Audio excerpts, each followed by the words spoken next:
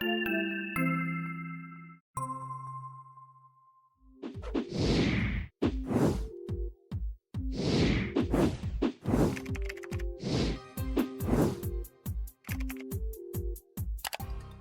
back, Richard. It's good to see you. We are right at the end of the school year for just about everybody. I think Right. you know, we ended here in our area, in our school district. School ended almost a month ago now, but Yeah, school all over the country is starting to wrap up, and so it's fitting that we're going to talk about education a little bit today. right.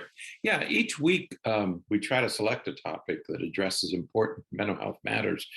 But mental health is this big tent, this broad field that includes topics across the lifespan. And then the other thing that affects what we talk about is each week we seem to encounter some sort of mental health or some kind of crisis that has mental health implications. Yeah. 2 weeks ago, we talked about the shootings in Buffalo and Uvalde. Last week, we talked about all the reasons that we have to be angry and how to manage that anger. This week, of course, this was a pretty eventful week. We have the January 6th hearings, the Capitol riot.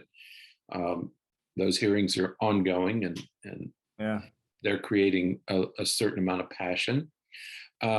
We had our first congressional agreement on gun control of some type, the first time in history that the Congress has been able to agree. Yeah. Very rare bipartisan event. And then, of course, Friday's decision by the Supreme Court, which is discussed, still being discussed today. And I'm sure it'll be the topic of discussion for a while. And while it's tempting to talk about the psychological implications of whatever the hot topic is that week, it's also important that we return to issues that affect us year after year, day after day, and whose solutions remain elusive. And we talked about, a couple of weeks ago, we talked about solving complex problems. And one of the topic we're going to talk about today is one of those complex problems that has been terribly elusive. The solution to the problem has been terribly elusive. Absolutely. And of course, that, as I sort of, the spoiler alert that I gave earlier was that we're going to talk about education, Right. and specifically public education, because it certainly has been been a focus of a lot of discussion. You mentioned passion. A lot of passion comes out when people talk about education, and so we're going to talk about that some today, because when we talk about the founding fathers, right? These guys from a long time ago, who worked to sort of set a foundation for what the country is going to be about and what we're going to do. They talked about an education system that's free and available for all kids. And at that time, certainly there's no way that they could have imagined where we would be today. Right. Life 200 years ago was vastly different than what we live in today. They did a pretty good job of setting a foundation, just as they did with everything, so many other things. But like so many other things, education system has had to evolve over the years, and become something somewhat different than it was when it began. Yeah, one of the people don't realize that the founding fathers were really interested in education. It was a topic of discussion between Washington and Jefferson, even at the founding of the country. But if you think about it, and you're right, they decided that we should provide a free, if citizens were going to vote for their governors and for their legislatures, that they need to be educated. To be educated, they need to be able to read. So let's educate. And that was an experiment. That was part of the experiment. The idea of a free education, that we would educate all citizens, all children, to become knowledgeable citizens. So it was an aspirational goal. And for the first 100 years, roughly from 1820 to 1920, it was a fairly straightforward task. Most kids went to school to learn to do reading, writing, and arithmetic, and then they would go out into the workforce. And by 1900, even as late as 1900, the majority of children attended school for an average of 7 years. Right. Most kids didn't go to college. I mean, only the elite, the privileged elite, went to college. Most kids didn't go to college, so they didn't need to go to high school. They didn't need that college preparatory work. Right. And because I think that that's an important point. High school was, when it was started, when the founding fathers, when those founding fathers of the education system created high school, it was set up as a preparatory system for college. And so if you weren't going to college, you didn't go to high school. And in fact, even today, when you talk to a lot of people from areas where they didn't complete school, that is about the time that a lot of individuals, left school. Seventh grade, they have a 7th or 8th grade education, and then they went into the workforce. And usually it's manual labor, factories, farms, and things like that. But again, for the majority of people, that started to significantly shift and change within the last 100 years. That's right. Yeah, the second 100 years, it's a completely different picture. Right. Okay? So if you think of the 1920s or 1930s as the beginning of the second half, so from the 1930s to the present, it's a completely different story. And if you go back and look at the history of education, you talk about budget cuts. Man, when the Great Depression hit, sure, there were massive budget cuts. Hundreds of teachers were thrown out of work. Schools were closed. There just wasn't money to fund education. But of course, after World War II, by the end of the 20th century, so we move up from the 1930s, and you have World War II. And after World War II, you have this massive influx of money into education. But it wasn't just money. The 1950s, after World War II, 1950s, we began to see external pressures beginning to affect educational institutions as they hadn't in the past. Right. So that in the 1950s, we have schools struggling to integrate. We wanted to integrate society. So what do you integrate? You integrate the public schools because in 1954, you had Brown versus Board of Education and said separate is not equal. Right. So you couldn't have two separate school systems. And I remember in a previous podcast, one of the things you said that I think is it's certainly fitting here, and it has stuck in my mind because I think on the podcast was the first time you had said it in a way, at least in the way that I heard it, right? Many of our social systems changes, our big shifts in society began in the schools. Yeah. So integration began in the schools. A lot of the social adjustments that we've been looking forward to and we're wanting and fighting for began in the schools. That's right. The schools are the places where these changes are made to occur. Right. And integration being one. In the 1960s, schools are buffeted by the social and political upheaval that we saw in the 1960s, and schools were affected by that. We had all kinds of experimental schools were set up, the Waldorf schools and Montessori schools, and there were alternatives to public education. In the 1970s, it was the era of education of all children, including those with challenges, handicapping conditions.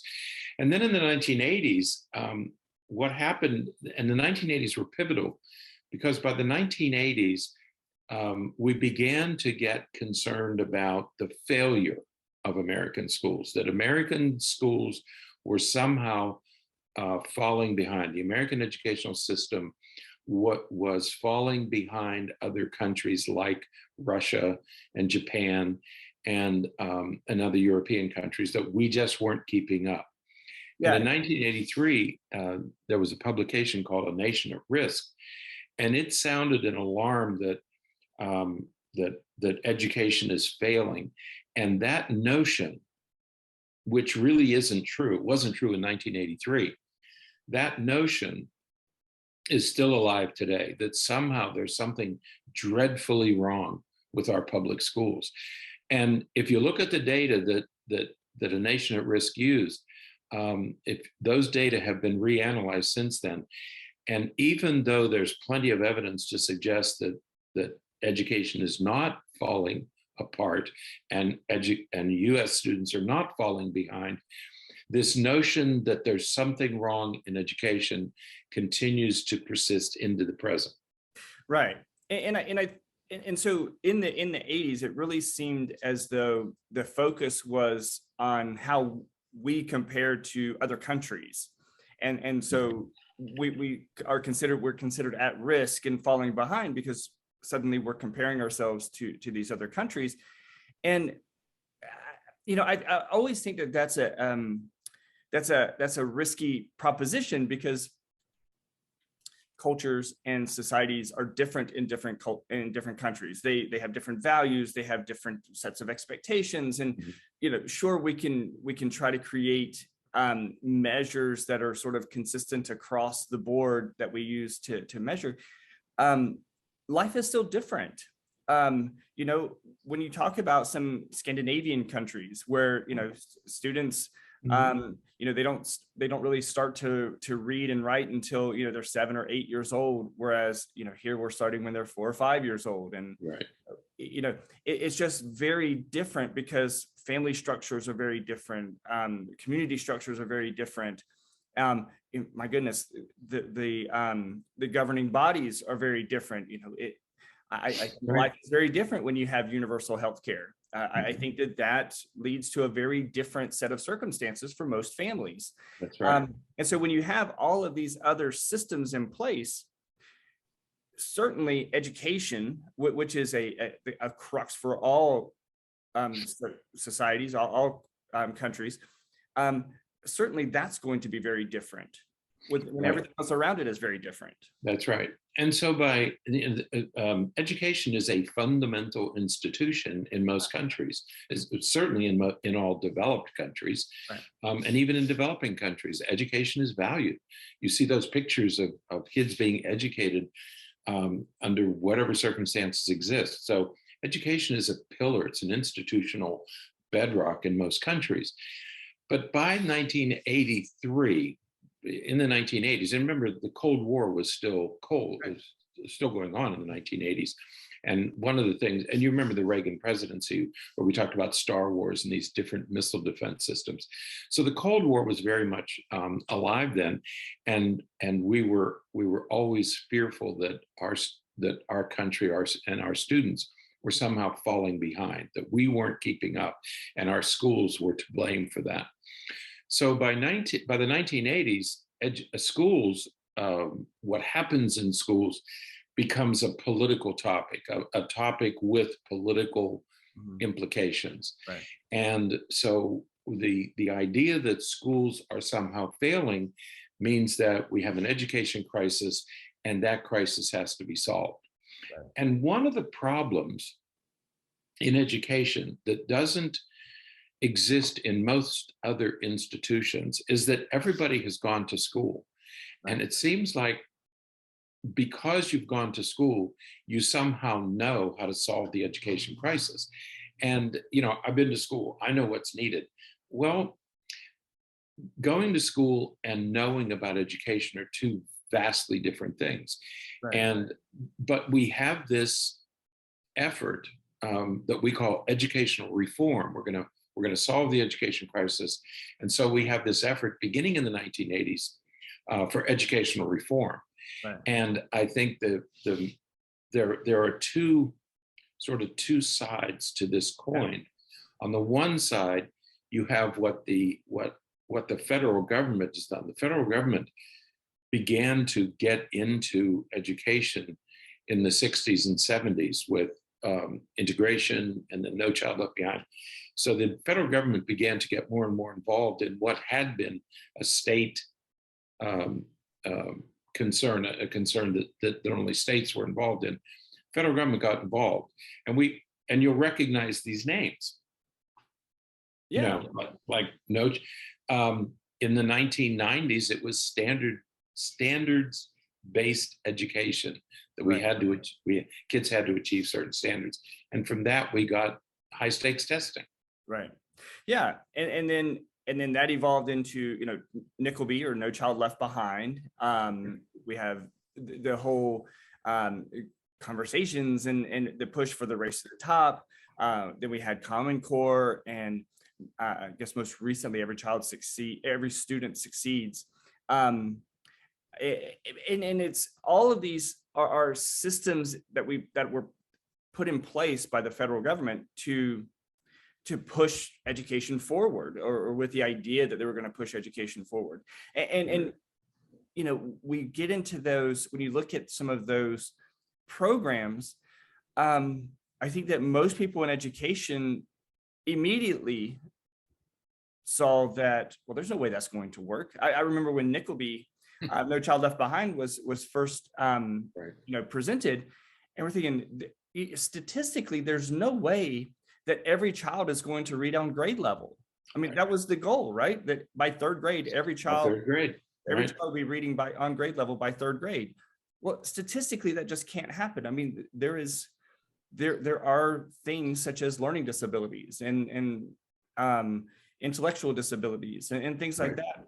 There are such things as trauma and life circumstances that prohibit interfere with a child's ability to learn to do some of these things. So we knew that it was impossible, but yet it was pushed and published and passed, and it's just made no sense. So we have that on one side. That's right. And is this special interest groups. Right. That's right. Because on the other side of the coin is you have what we call special interest groups that want to dismantle public education as we have known it.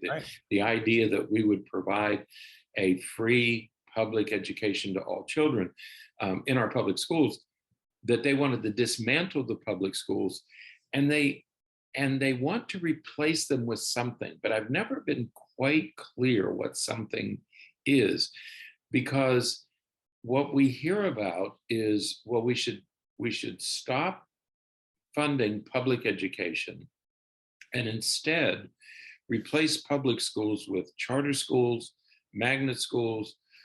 We should use vouchers to take money that's meant for public schools and give it to families to pay for education in private schools or charter schools. And I don't know how that, I'm never sure how that's supposed to work. I guess somebody could tell us, but if you shut down the public schools, and if you shut down the public schools, remember March of 2020, when the public schools shut down, it sent a tremor through the entire country. Right. Women had to stop working, mainly women, had to leave the workforce because they had to be home with their children, because the public schools were closed. And so imagine that happening every year. Imagine closing the public schools forever. And that's what people are calling for. Let's shut down the public schools. And I'm just not sure what will replace them. But people talk about, well, people will be able to choose their schools. Only if enough schools exist to absorb all the students who once went to public school.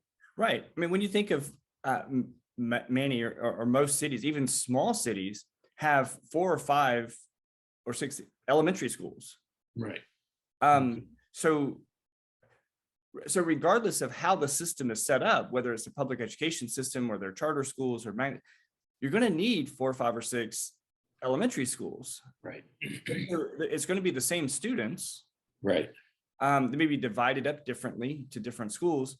And then what you end up with is something that we've talked about many times, and this is what we've seen in our area quite vividly, and that is a 2-tiered education system. Right. You have those schools that have lots of resources and they have the strongest students, students that don't need extra help, students who almost learn through osmosis. They just need to be in the setting and they'll get the skills. Right. And then you have the schools where, the students struggle and they need some additional support, whether it's social emotional support or it's educational, academic support. And you have this magnificent discrepancy between two schools that could be, a mile away, a mile apart, and you have vastly different populations, vastly different performances by students. And it's hard to believe that that's what we want. Right. And when you talk about public education, states have something called a Department of Education. We have the Florida Department of Education. It's their job to make sure that schools are high quality. It's their job to make sure that schools are safe. Right. It's their job to make sure that all students are actually meeting the requirements. It doesn't matter what building they're in. Right. If the entire state of Florida has nothing but charter schools, let's say they accomplish their goal and every school is a charter school. Right. Well, the Department of Education still has to make sure that those schools are safe, that they're educating the children, that there is a curriculum that is being followed. They're going to have the same restrictions that the public schools have. Right. Okay. Even if they're all private schools, somebody's going to have to assure that the schools are doing their job, that the schools are safe, that they're clean, that they're providing nutritious lunches. Those regulations come from the Department of Education. And it's not going to matter whether the schools are public or private. The Department of Education still has that responsibility, and they're still going to have regulations. Right. The other thing about educational reform, and you kind of introduce the idea, educational reform is now about what do we do about the children who are underachieving? Right. How do we, what is called the achievement gap? How do we get all children up to grade level? That's what No Child Left Behind was about. So since the 1990s, it's about how do we educate kids who are struggling? How do we get them up to grade level? And that has been a very difficult problem to solve. That's been something that we don't really know how to do that yet. And that's become the focus of educational reform, is closing the achievement gap. In the meantime, though, we have all of these external events that are creating more chaos in public education. The most recent was the pandemic. It wasn't the only one, but the most recent is the pandemic. And along with that are these school shootings. How do we keep schools safe? How do we close the achievement gap? And how do we protect our schools from these external forces?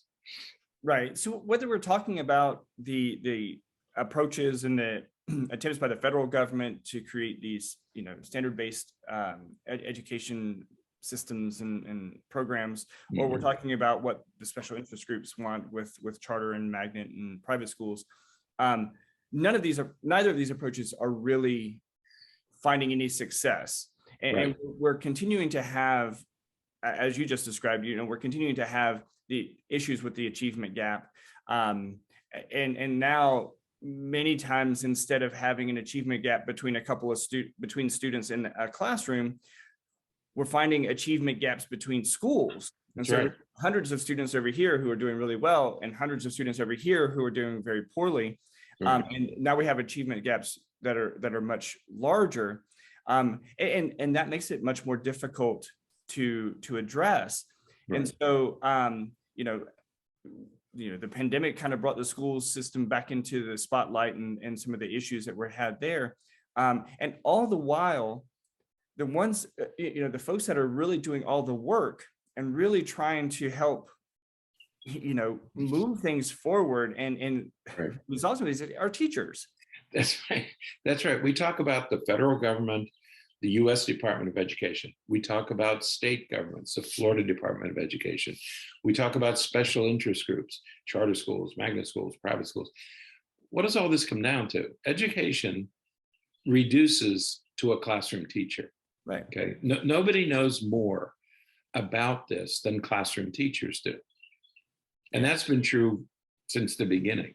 Right. Is if you want to know how things work, ask a teacher, because they know better than anybody else. They are the experts. And yet they have the least amount of, they have the smallest voice in all of this. Right. So recently the New York Times surveyed, they asked 1,000 teachers some questions to see if they, what answers they had, what thoughts they had about the education crisis. And there's some consistent and recurring themes in their responses. That's right. Now, say whatever you want. This wasn't a scientific survey. It was just the New York Times. And in fact, some of this was done locally. I think there are some news programs in our area who have done a similar thing. They've gone out and talked to teachers about education. I think it was spurred by the pandemic, when the pandemic hit, and teachers were asked about their opinion.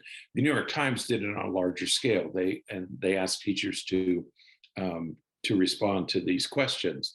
And the first thing that you realize when you read the results, when you read what the teachers are writing, is that teachers are incredibly dedicated. I mean, it's amazing. They really care about kids, and that comes through in these writings, that they really are dedicated to kids. If you're teaching today, you are really, I think the overwhelming majority of teachers are clearly dedicated and care about their kids. And you see this during the pandemic, because in the early days of the pandemic, this would be the fall of 2020, we were still very much in a life and death situation. The vaccine had been introduced, but when you were in a public setting, you were, and I remember we had discussions about that teachers who had compromised immune systems, who were being treated for cancer, teachers who were elderly, if they were over 55 or 60 years old. The COVID-19 was a life-threatening condition, and yet teachers returned to the classrooms. Remember keeping the desks 6 feet apart, masking kids and all that stuff. But teachers knew, schools were disinfected. Remember that? Yeah. Disinfected every day. Cleaners would go in and clean the schools up. Teachers were literally risking their lives to re-enter classrooms. That's dedication.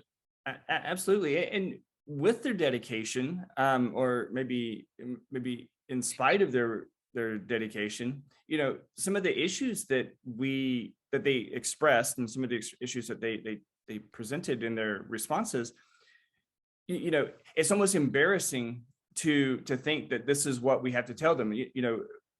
There's not the money just doesn't exist. And I remember working in the schools, hearing people say, well, we just don't have the money to do that. We want you to risk your life. How do you tell teachers that you just don't have the money to give them the things that you're saying that they need to have? They need to have these things in their classroom. They need to be doing these things in their classroom, but we don't have the money to give you to support you having those things. We'd like to do it. We just don't have the money. This is the wealthiest country on earth, and we just don't have the money to support and teachers know that. Teachers know that the money exists. They know that they're not getting it. They know that state legislatures are not giving them the resources that they need to do the job that they're being asked to do. So in relation to that, they just don't feel supported. So, while we're asking them to do all these things, we're wanting them to do more, to do it better, to do it faster, we're also asking them to do it with less. We're not giving them the things that they need to accomplish these goals that we're setting for them. That's right. And if you think about it, in the last almost 60 or 70 years, we first of all asked teachers to integrate their classrooms. It was up to the teacher to make an integrated classroom work. And then we asked them to include children with handicapping conditions, deal with that problem. Okay, so we asked them to do that. And then we ask them to make sure that every student is reading at grade level by third grade. Do whatever you need to do to make sure. So we're asking now it's mental health. Now we want you to deal with students' mental health issues, that these kids are going to be kids who have mental health issues are going to be in your classroom. And we expect you to do whatever you need to do to make sure that those kids are supported and are educated. And so each decade, we see more and more responsibility being heaped on teachers. And so teachers know that they're being asked to do more. They're being asked to do it better than they ever have. And they're being asked to do it with fewer resources. I mean, that teachers, these dedicated individuals know that they're being asked to do more with less. Right.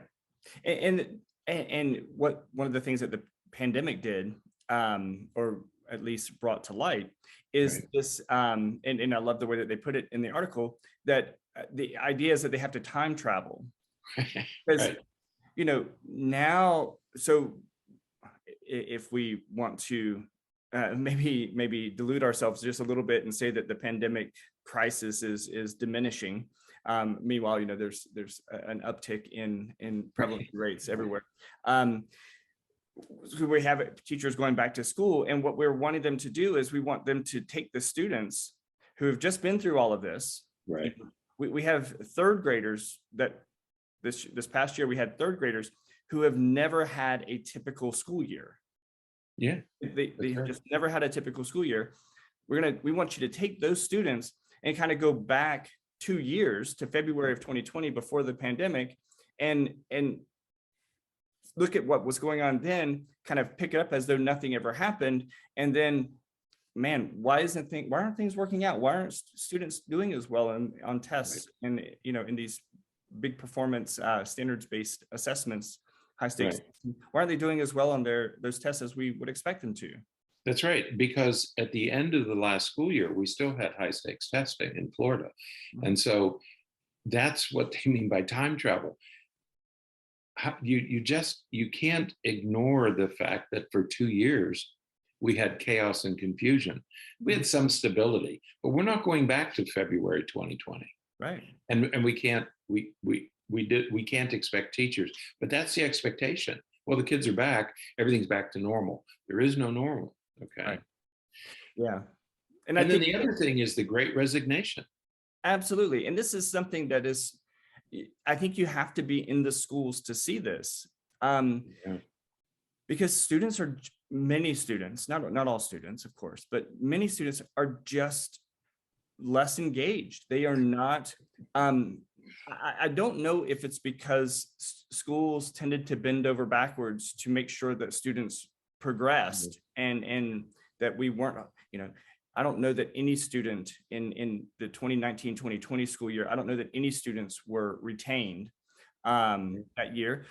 Not that retention is you know, helpful really, but you know, it offers remediation, it offers a lot of, but students were just kind of pushed along. The same kind of thing happened in the 2020-2021 school year. Students were kind of pushed along. And so students got to the point where, you know, hey, we're just going to get pushed along. Or, you know, if I have anything lower than a C, they're going to give me a recovery packet, and I'll just do some of that, and then I'll get my grade up to a C, and a C is fine with me.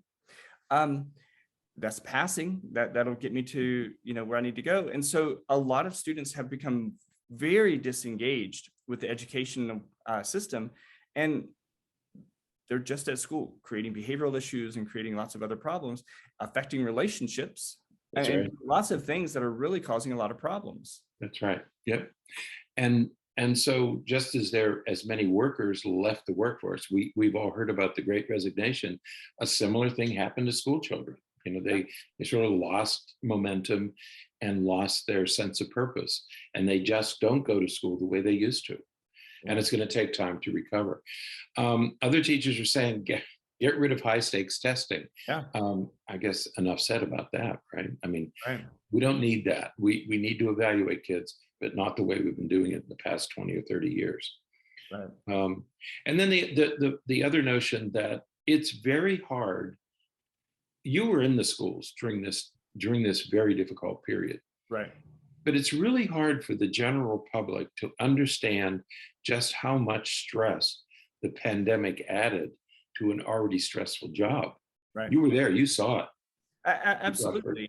And it's stress because, again, so much about the teacher or for the teacher is tied to student performance on some of these high stakes tests. Right. There are schools, there are elementary schools in our district, for example, where almost half, if not more than half in some schools, about half of all third graders are going to be retained this year. Now, in certain schools. In some schools, right? Not across the board, but in some schools, half or just about half of all third graders are going to be retained. Think about what that means, because teachers, whether you think about incentive pay or you think about, again, just reviews, evaluations of the teachers are all influenced by student performance on some of these tests. And if, about half of your students are being retained, that is a significant shot to, the teacher's performance, to what's going to happen to the teacher, whether the teacher is going to, be asked to come back next year, or they're going to be asked to find someplace else to go, or, just not to mention the logistical issues of having a third grade next year that's going to need 2 extra classrooms, and a fourth grade that's going to need fewer classrooms. It's just remarkable that we're in a situation that we're in where we have these kind of problems. Yeah, if those students didn't meet criteria, that means the teacher was held accountable for that. Absolutely. Even though you have all these extraneous circumstances of kids missing school, of parents, of all the things, of all the upheaval, it's really the teacher's pay, teacher's position, right, their livelihood could be affected, because they might be considered inadequate, right, when it had nothing to do with them. Right. Okay. Yeah. So talk about stress. Yeah. I mean, this puts the teachers, it's an insanely stressful job, especially at certain grade levels, for dealing with all of these things. So, it's not surprising that teachers are feeling that kind of stress. Right. Yeah. Imagine going to work and being held accountable when you can't control all the variables. Well, Richard, it's like if our ability to renew our license as clinical providers, we're dependent upon the success rate of our patients. Right. We have a lot of patients who do very well and they progress. Yeah. And then you have other patients who, they struggle because they keep falling into old patterns and old habits and things. We can't control. That's true. All those other variables, yet, to be held accountable for what somebody else is doing and what else is happening in somebody's life, that's a really tall task. That's right. Teachers are held accountable when they can't control what goes on at home. Yeah. Or illness or something. Okay. Yeah, it's a high stress job, and teachers are becoming more aware of this, and yet their voices are not being heard. Nobody's really talking to them about how to make this better. Right. So when you read these teachers' comments, there's several themes sort of running through them. One is that teachers are fully aware that they're not valued, that their opinion, their work, what they do is not valued. And as a result of that, or maybe as a related factor to that, they know that while there probably could be more money allocated and available to them, it's not provided to them, because of different laws or different things that are set up in this political system, and that money's just not provided to them. That's right. These are budget considerations, and the legislature will allocate so much money to education, and that's all you're going to get. And so teacher salaries have been notoriously low over the years. There was a time, in fact, when I was teaching, where teaching was not nearly this difficult, and it was considered to be a pretty good job because you had vacations and summers, and you could make a decent salary, particularly if both, you had a couple, and a married couple, and they were both teaching, you could make a pretty good living. And it was a difficult job, but it was a far less stress than what we're facing today. So today you have this enormous pressure being placed on teachers that didn't exist during most of the 20th century. So they're underpaid. They know that nobody's listening to them, and now they're watching these external forces adding additional stress to an already stressful job. Yeah. And so, here you have them, all this responsibility placed upon them, with these high stakes, high expectations, and high consequences if those expectations are not met. And at the same time, they're watching arguments and fights in school board meetings, and protests about what books they're allowed to use, and where they're allowed to, what they can talk about and what they can't talk about. Or, are there these buzzwords that if they're said, then the teacher's going to get in trouble and could get fired for saying certain words. And we're not even talking about like very inappropriate words. We're talking about words that could be on a G-rated television program. I can't imagine the additional stress that that's creating when teachers are told that they're not allowed to talk about certain things. Or and teachers are saying that now, that I'm not sure what I'm allowed to talk about, what I'm not allowed to talk about. And it's created additional stress in addition to the stress that's already on them to close the achievement gap, to get all kids at grade level, to manage the destruction caused by the pandemic, the enormous changes that have occurred. Now they have these outside forces impinging on them of what they're allowed to say and what they're not allowed to say, and that if they do say it, they might get punished for it. I think the message from these teachers is, just because you went to school doesn't make you an expert. None of us, I don't think any of us, would try to tell our dentist how to do a root canal, or how to tell your surgeon how to fix some joint or some organ in your body. We wouldn't dream of telling any other professional how to do their job, but for some reason, we feel that it's okay for us to tell teachers how to do their job. Teachers are professionals, they're dedicated professionals, and we don't have any more expertise here than we do in the dentist chair. Absolutely. So as we kind of wrap up all of this, I think it's important that we recognize right off that, the push that we feel sometimes about closing public schools and just going in different directions, that's not really an option. The pandemic kind of demonstrated that to us. And if you just pause for a couple of minutes and think about it, you will see that intuitively that's not a solution. The students will be the same. If you're thinking that having a charter school will make it better because the teachers can do different, let's just let the teachers in public school do what they do. Right. That's right. If you can put teachers in a charter school who they're going to do a great job and everything, why can't they do that in a public school? Let's sort of take the brakes off from some of these things that we're trying to prohibit and let them do what they do. That's right. Yeah, but talk about school choice.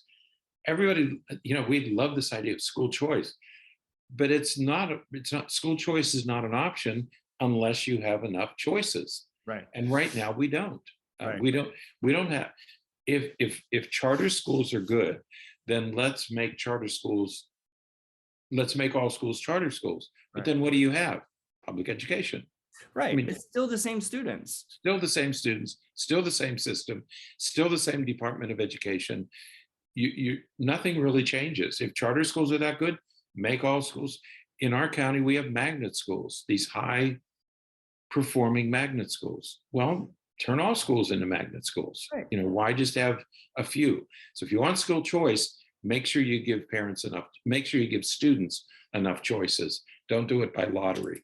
Okay. Right. And so, you know, we used to have, and I guess we still do have PTAs and things like that, where parents and teachers are working together. There was a time. But we need to kind of back off of this idea that parents and, you know, politicians, to be honest, are the ones trying to control everything. Again, you know, if you're not in education, if you didn't study education, and how the educational system works, then you're not an expert in education. Right. So, you know, your opinions are important, but they're your opinions, and right. It doesn't mean that it's what's right for everyone. Yeah, that's right. There was a time when parents and teachers worked together in PTAs. Now what we have is we have parents and politicians demanding that they control the agenda. Yeah. That's a very different way of educating kids, where you have certain groups who can say, we demand to have this control. Well, and they get together and they try to ban books, and they ban social emotional learning, or, you know, they want to fight about critical race theory, which isn't even a part of public education. Right. Not part of what we do. Part of their curriculum. So, you know, they think that they want to come in and take over and ban all of these things towards people who are traditionally underpaid, overworked, undervalued. It's saying that we don't trust them. It's saying that we're going to punish you. I remember when we did we were on that book review committee, right. And I think one of the things that stuck out in my head the most was that depending on how some of the things worked out with the review of some of these books, including Pulitzer Prize winning books written by Nobel Prize winners, that those people could be arrested. Right. Because they broke. They could be arrested for purchasing books for the public school system, right. Library. Right. That's right. That's what we're asking. And why would anybody want to go into that job if that's the risk? That's right. And many are leaving. Many of these media specialists say, I just can't take the risk because I could be breaking laws. I could be punished for breaking laws. Okay. Right. But when you start banning books, banning topics, banning this, making this, prohibiting teachers from, you're sending two messages. One is, we don't trust you. And so here you take these dedicated people who are underpaid, say, despite all that, despite all you do, despite all we ask you to do, we really don't trust you. Okay. And also the other message is, we're watching you. We're keeping our eyes on you, and we will punish you if you defy these orders. And we see that in almost all states right now, that we're watching and we'll punish you. What kind of message is that we're sending to teachers? Okay. Is this the message we want to send? Right. Yeah. So as you said, you know, teachers are leaving the profession in droves, and you know, we're already struggling with having enough qualified teachers. You know, it's not an ideal situation for many of those qualified teachers to be leaving. Right. But that's what we're doing. We're setting this up. We're setting them up to fail. We're setting them up to face undue criticism and undue harassment sometimes.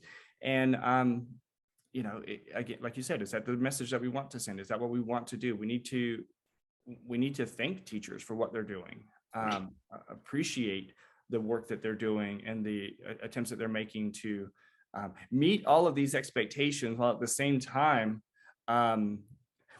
enjoy their job enough to be kind to kids. You know, that's right. Right. You know, as we, you know, so what does all this have to do with mental health? Well, here's what it has to do with mental health. Here we are in the summer. We're approaching July, and we would ask you to, if you're a parent, if you're involved in education, or if you're involved in lawmaking, use the summer to think about how you want to support teachers in the coming school year. Okay, we're going to continue to have these school board battles. Okay, special interests are going to continue to chip away at what's going on, to include, to insinuate themselves into the educational process. We'd ask you to think about, during the summer, think about how you want to approach the new school year. You know, there was a study done not long ago, I think about 2 months ago, that reported that about 80% of parents are satisfied with the public schools. The overwhelming majority of people are satisfied with the public school system. So what we need to do is to assist teachers, to support teachers, to attend board meetings, and to do all we can so that teachers are able to do their jobs and they're able to maintain their own mental health. We're putting teachers in a situation that is damaging their mental health. Right. Okay. And so what we ought to be doing, not only as parents, but as citizens and as stakeholders in public education, is we ought to be supporting our teachers, both privately and publicly. Let them know that you're there. Let them know that you're supportive. Okay? Absolutely. And don't let these special interest groups, regardless of their motives, regardless of what they're trying to push, let schools do their jobs. They're doing a good job under very difficult circumstances. Support teachers in their efforts. Absolutely. Absolutely so. All right. Well, I think that's it for today. Until next time, Dr. Marshall, I'll see you next week. Next week? Yes. So until then, stay happy, stay healthy, and forget to be afraid.